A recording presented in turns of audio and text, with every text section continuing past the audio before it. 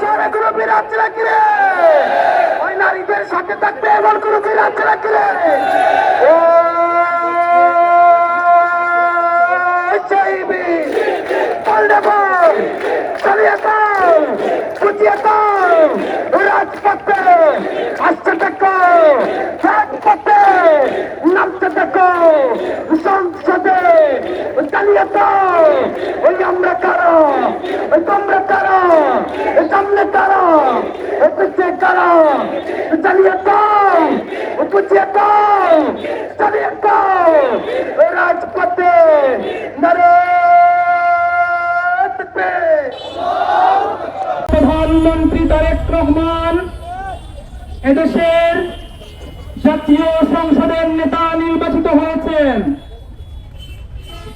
আমরা দেখতে পাচ্ছি জাতীয় সংসদের মেয়াদ মাত্র 3 মাস হয়েছে।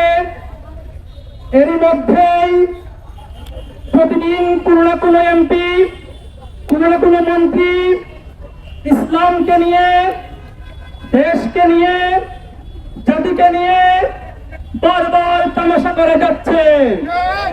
কিন্তু তথাকথিত তারেক রহমান, আপনি চুপ করে বসে থাকেন, আপনার মুখ দিয়ে কথা বের হয় না। আপনাদের কথা বলতে বলতে লাগাম ছেড়ে দিয়েছেন। আজকে ইসলামের গুরুত্বপূর্ণ বিধান, মা বোনদের ভূষণ, মা বোনদের অহংকার, পর্দাকে নিয়ে কথা বলা শুরু করেছেন।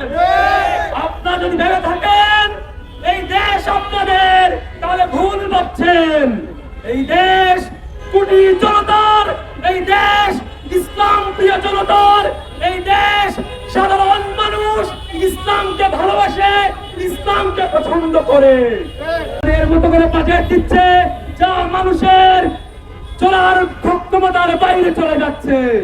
3 মাসের মধ্যে তেলের দাম বৃদ্ধি, গ্যাসের দাম বৃদ্ধি মানুষের জীবনকে অতিষ্ঠ করে তুলছে। শিলংয়ে পালিয়ে থাকা স্বরাষ্ট্রমন্ত্রী সালাউদ্দিন তার নিজের মতো করে বক্তব্য দিয়ে যাচ্ছে। সব সময় একরক্ত করে কথা বলে, হেয়া করে কথা বলে। আমরা বলছি সালাউদ্দিন, বিএনপি সাবধান হয়ে যান।